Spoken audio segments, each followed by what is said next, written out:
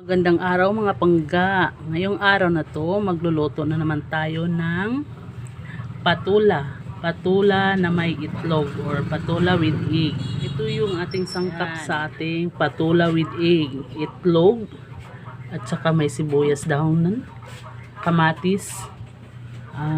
Meron tayong sibuyas na buo, tsaka seasoning. Yung patula natin na 3 piraso din itlog. Ayan, hiniwa ko na yung ating patula ng maliliit. Tapos, hugasan natin ng tubig. At lagyan natin ng kunting asin para hindi siya mangingitim. Ayan, hugasan natin. Babad lang natin saglit. Siya tatanggalin. Ililipat natin ng lalagyan.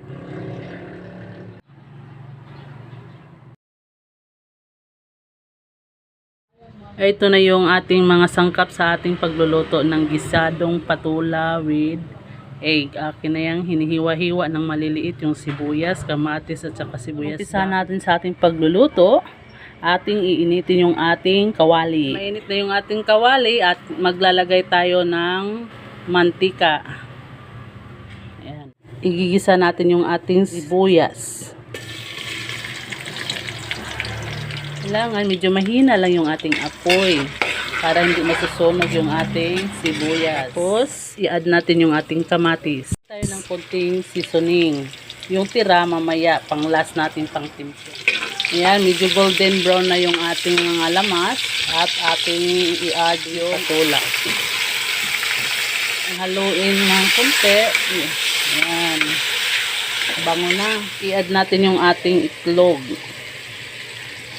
Timpla tayo ng konting asukal, konting asin, yung ating seasoning.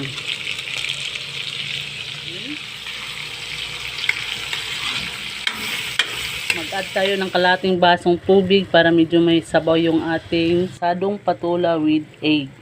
Luto na yung ating gisadong patula.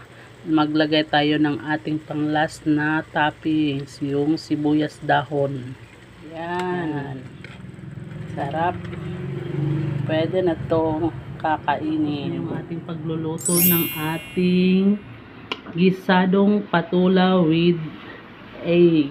Yan.